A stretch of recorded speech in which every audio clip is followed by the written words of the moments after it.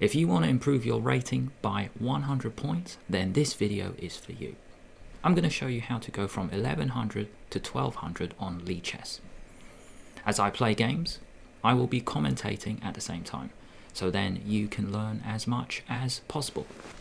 I'm going to be playing many games with white and black, 5 minutes each on the clock. We will go with the King's Indian attack. That's what we've been sticking through as we've been going through this rating climb.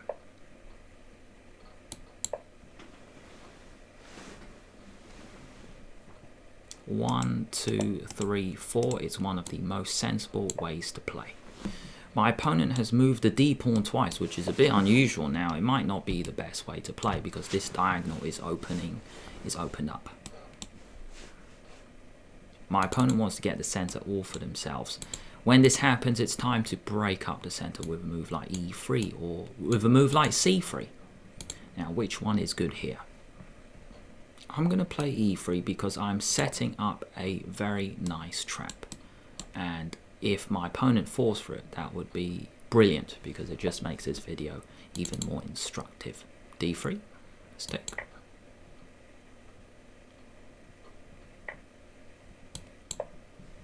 It's very unusual to move this knight back.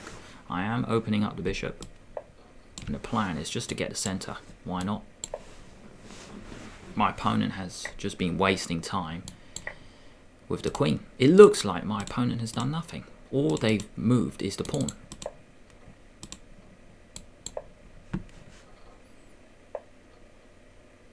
Bishop b4, and this is a really cool opening trap.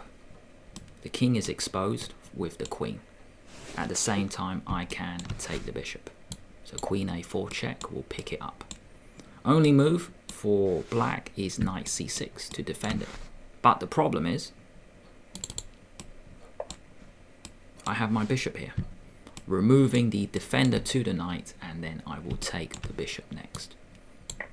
How many times in this rating climb have we seen this?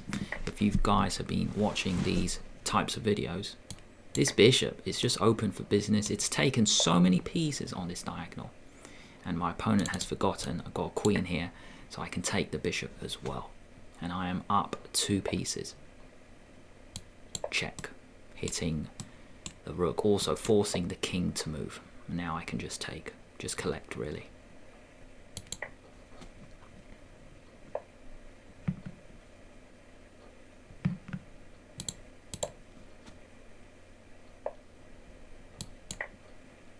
Always good to trade when you're completely winning.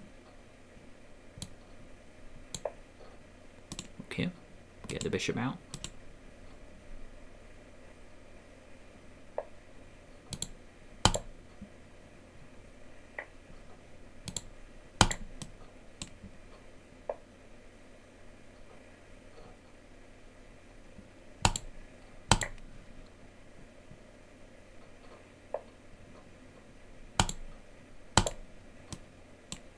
Pressure on g7. There's no check, by the way, because my bishop can just come back and take the rook. Backward moves is so easy to miss a backward move, and that is mate.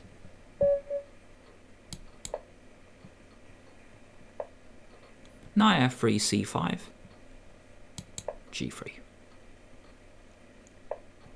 Bishop out. And we just castle. Unnecessary knight move. Doesn't do anything, you see. You don't move a piece more than once in the opening. I'm just going to kick the knight away.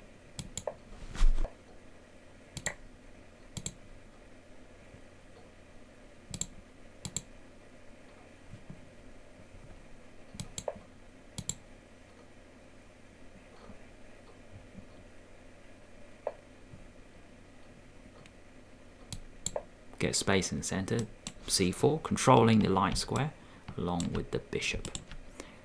Plan to open it up, d4, get my pieces in the game. Let's go. Go for a central pawn break. Take, I can take with the knight. That's a huge move. I mean, you are just opening up this diagonal. So I can actually put my knight in the center. I can even take and then move my knight. So let's grab that pawn first. The reason is now I can take this. And the reason I did this is because I wanted to open up the bishop with tempo. And by playing this knight move, now this bishop is open and I can take the pawn on b5. And my opponent has lost a piece because now I take, and then I can win the rook. Nice tactical sequence. We are going to see it so many times where we are winning a lot of material. Let's take the rook. However, I am winning, so I'm going to trade queens first and then take the rook. That's what I've noticed. If you've been watching these rating climbs, you're going to see me mention this often. The bishop ends up winning a lot of material on this diagonal because players at the 1100 to 1200 level, they're not sure how to handle it. Now that's just a check, so you don't need to play it. I mean, big deal. Now I can take it. I can even go bishop f4 check, which might be really nice. The reason this check is nice is because it stops the king going in the corner. So I'll check here first. I can always just retreat the bishop, which tends to be a good habit. I've taken the rook, so let's just come back.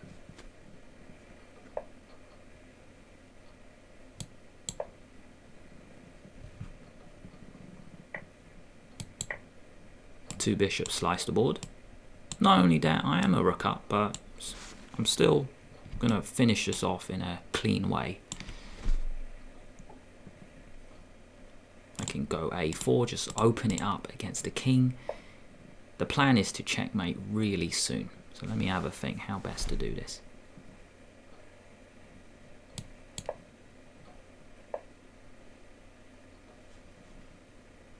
This is going to be so awkward to deal with.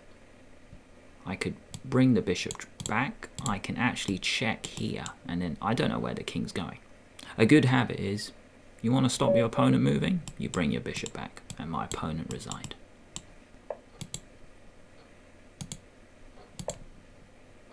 e4, c5, the Sicilian defense, one of the best ways to play with black. That's going to be the main opening in this rating climb. Early queen out can be attacked with a knight. The queen drops back, and it looks like my opponent's just wasted time. Let's attack the center. You can't push forward because I will just take it.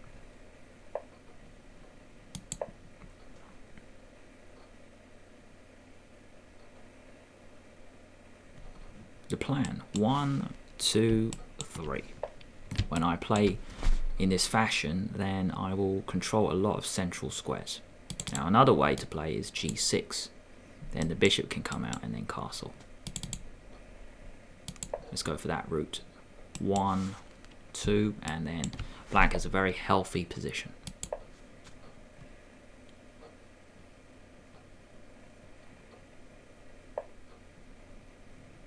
I can break the pin, I can just castle. Both look really good. If castle, I might have queen b6 check, which is going to be so annoying. And then the knight can come into g4. Maybe that's why my opponent didn't do that. Now a move like knight g5 doesn't actually do anything. I can just kick the knight away. And one thing is the knight on g5 doesn't do anything, so I don't need to actually kick it. Could play a useful move like queen here, just to stop the guy castling. Might actually go for that. Also, this can follow up. By the way, this bishop could come out as well. By the way, this knight could come in the center.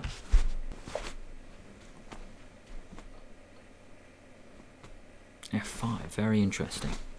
I can actually take it, because after take, then the bishop can come out. And maybe my opponent missed that. There's no queen h5 because I got my knight here. Let's take. No center anymore for white. And I've got piece out, and I'm a pawn up. The nice thing is this bishop can tuck back, acting as a defender. Knight d4 is a nice one as well, picking up the bishop and hitting the queen as well. Also, with this move, I plan to take on c4 as well. So this is looking very strong.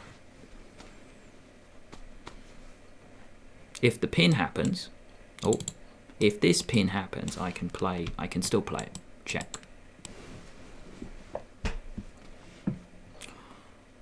I can take and then win the rook. I think even better is to take this bishop because this bishop is in the game.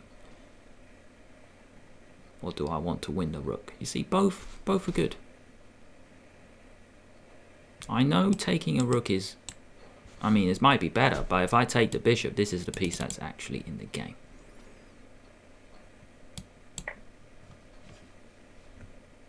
If take, and the guy still cannot castle. That's the important thing. Not only am I up a piece, but I still stop my opponent getting their king safe. Black is completely winning.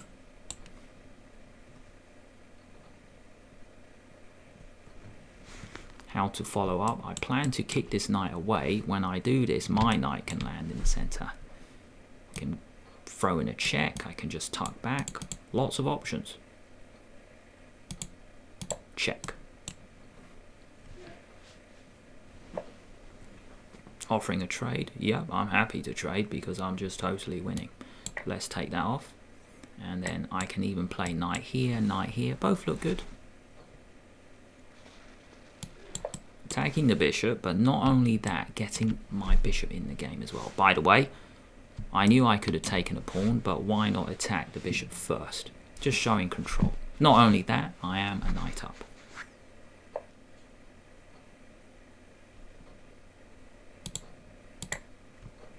Going to come back and check as well, so then the guy can't castle.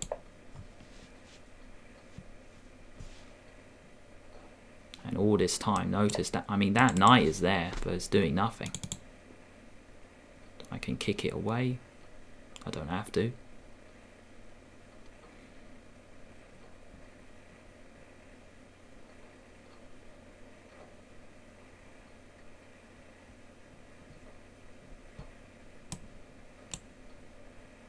Rook wants to take that pawn. I'll just stop it.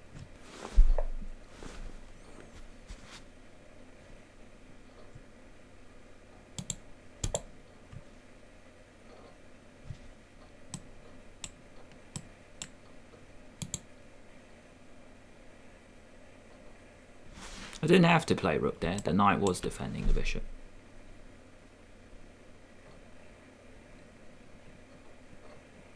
I have a fancy move here. I don't have to play. I can take with check and then drop the bishop back to win the knight. So because it's a nice flashy tactic, I am going to go for it.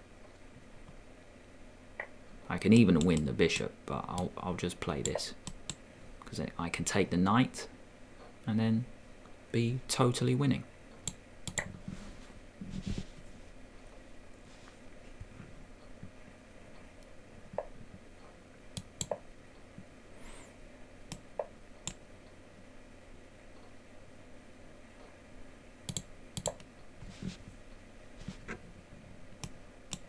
I could get them rolling. I can just start an attack.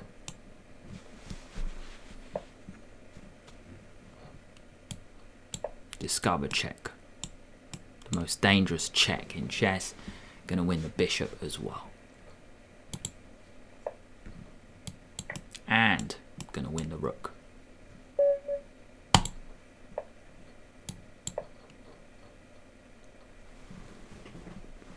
Sicilian. Bishop c4. Is my opponent going for 4-move checkmate? Maybe. Healthy way to play. Pawn chain in the center. Gonna attack the center straight away. My opponent goes for this. Also, it defends the center. But the problem with this is e6. Like in the previous game, you put your knight on the edge, I can just kick you away. And if you castle here, then I can kick you away, put pressure in the center.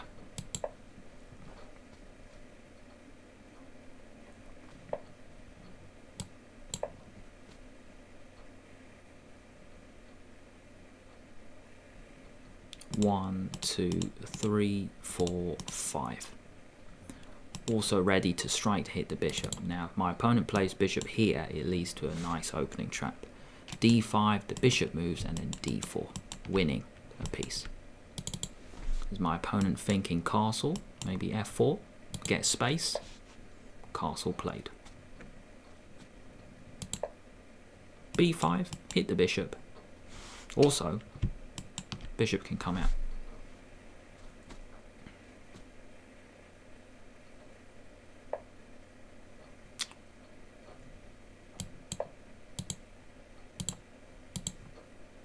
b3, not a great move, because here you just trap the bishop. Do not put your pawns on the same square as your bishop, or else you just don't have any retreating squares.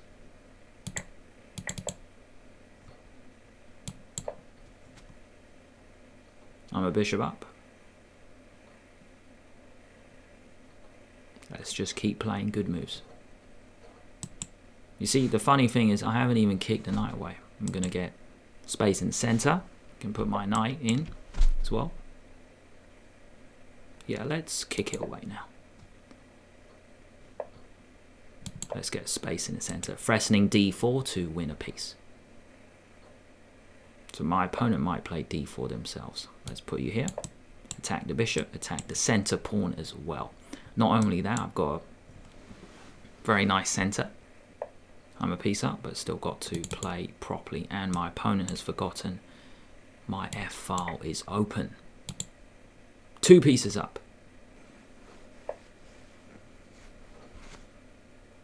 I can just retreat it.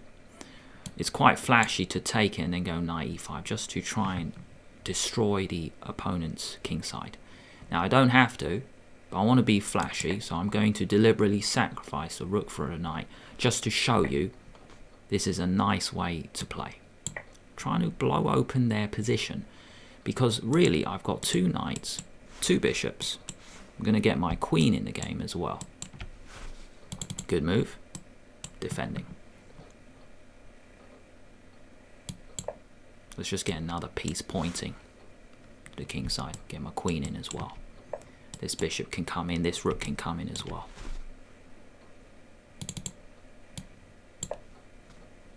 Knight f3 check is so dangerous. f4 played, good move. Let's drop it back. Putting pressure here. Also this pawn, I'm going to drop as well. I also have the chance to play e5, then this bishop can come in the game.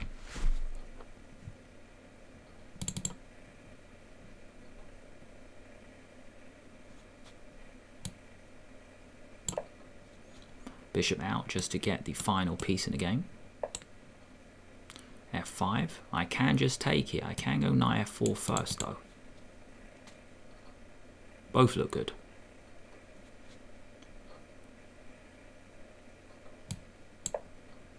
Hit the queen, hit the pawn. 2 knights, 2 bishops, a war of pawns, a rook in the game, as well as the queen coming soon.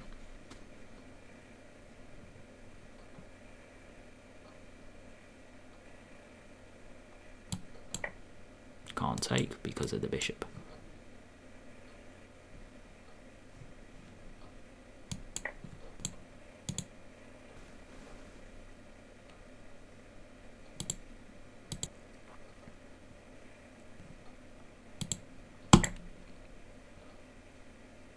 The reason I took that pawn is because I want control of that square. I want to put my knight in the center as well. Now going back, maybe I could play d4, but I really just wanted to grab that pawn, come back, and then that square belongs to black. And I've just got lots of squares. I'm controlling lots of squares near the king.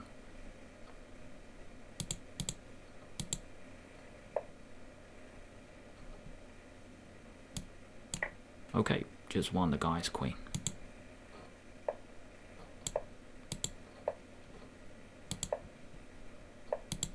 And we are playing the King's Indian castle. If you guys want to see certain openings, please let me know in the chat. Please let me know in the comments below. Depending on what you guys say, then I will try to use these openings in these videos. Very solid way to play. Get the bishop outside the pawn chain. It's like a London system if there was a pawn here. A little bit different though. Let's go knight c6. Now if this move is played, I can actually play e5. Way to strike in the center. Now my opponent might fall for a trap, and it starts with rook e8. This is it's a very famous trap in this type of opening. e5, e4 wins a piece. And has my opponent fallen for it? I think so. Because if the bishop moves here, e4 now wins a piece. So that is pretty cool. There's a way out, actually, if my opponent goes this way. See if they see it. Bishop g5 is the only way to stop the loss of a piece.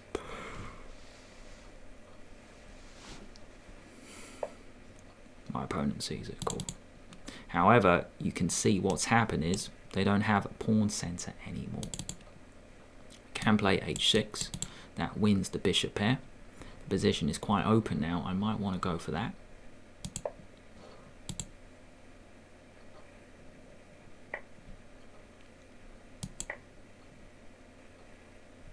This pawn, interesting. Is it a strength or a weakness?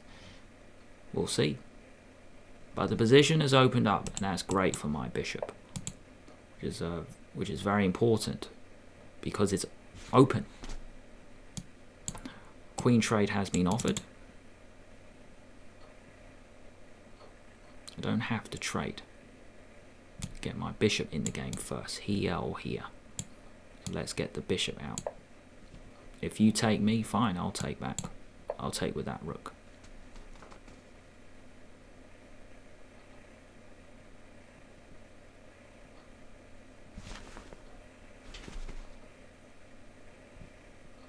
Now, I don't want to trade queens because I can use my queen as an attacker. Let's attack the pawn and we'll take it. So going back here, my opponent had to play a move like knight e4 to defend it, and then what I would have done was just drop the bishop back and then attack the knight anyway. So I would have won the pawn anyway. They might come in, fine.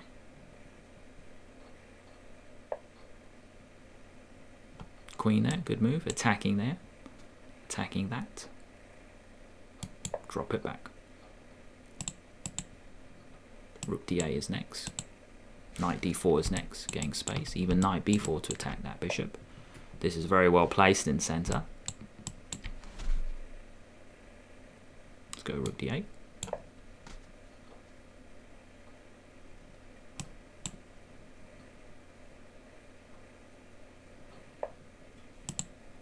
Only a knight in front of the king. I might play bishop g4, threatening to double. But if I play that, the knight can come in. So I don't know if I even want to go for that. Just dropping the bishop back, keeping an eye on that pawn and defending the queen. The reason I was thinking was because he might have played a move like knight d5. I just wanted to defend my queen. That's why I was taking some time.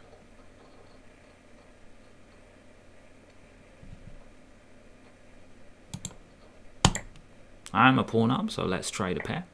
And then I can put my rook there. Getting control of the d file.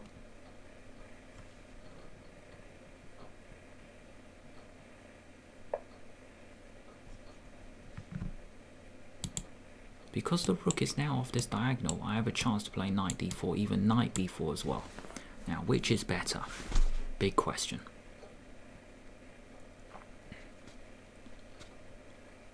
I think knight d4 is better, because if take that. And my opponent resigned because I can take the queen next. My opponent just blundered, mate. Oh, what a shame, because knight here, take, game goes on. Knight d4, he had to move the queen. Now I'm a pawn up, but that's what happens, people blunder.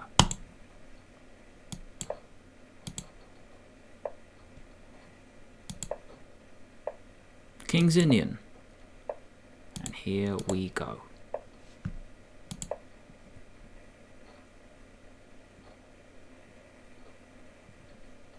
E5 is the pawn break we want to go for. So we need to prepare it with knight c6. Even knight d7 is good as well.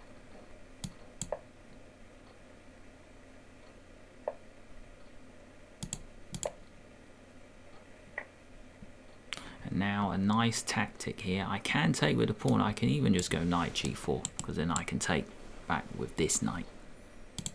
I don't have to though. Let's just recapture sensibly. And then we'll put my rook in the center. Nice way to play. Let's hold the center. White is attacking it twice. Black defends it twice. Knight f1, good move, coming round. Can push, I can go queen here. Both look good. 1, 2, 3.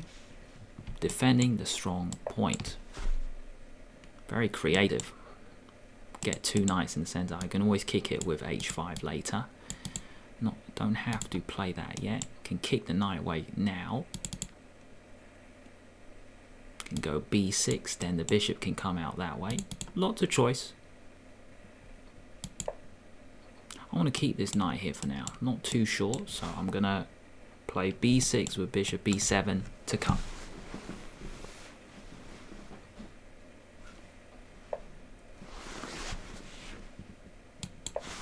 Another motif is to play a5, a4, because white has this pawn structure. Then you can play this pawn launch to try to soften it up.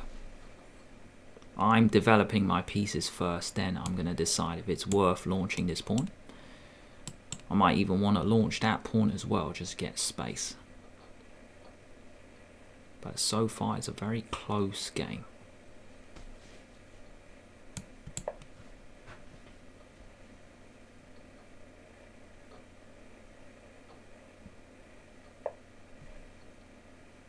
Why not? Let's get some space. Let's create something on this side of the board.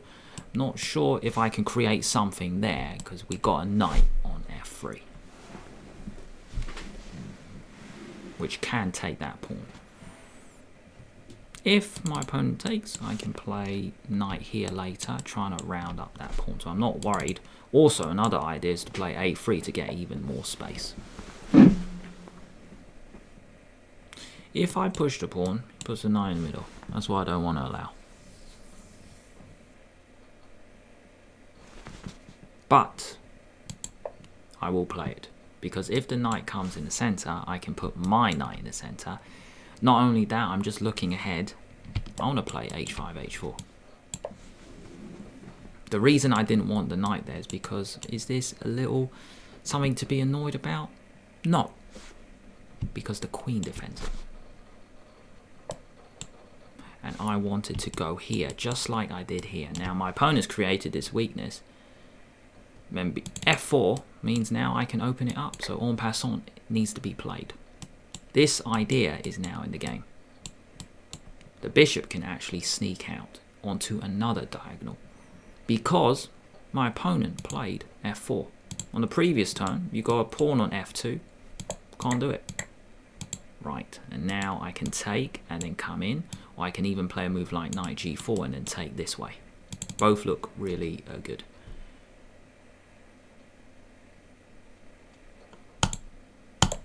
I actually want my knight here. It looks very strong. I can trade, and then I could have played queen takes, which is winning, but I want a knight right in his position, because I think that looks stronger, rather than just winning a pawn. Now I get an octopus knight on e3. When I say octopus, I mean this knight controls so many squares, it's like an octopus. I've still got my idea of this pawn launch, just like this. And now I think I've actually got smothered mate. Oh, beautiful. Smothered mate. 1, 2, 3, 4, 5. I've got checkmate in 5. It's a beautiful tactic.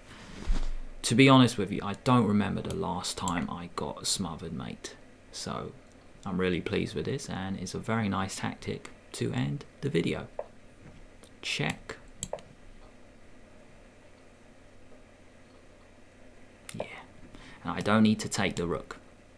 If you don't see this pattern, then yes, you take the rook, it's discovered check. But this is a very nice pattern. If king here, that's mate. So the king needs to go in the corner.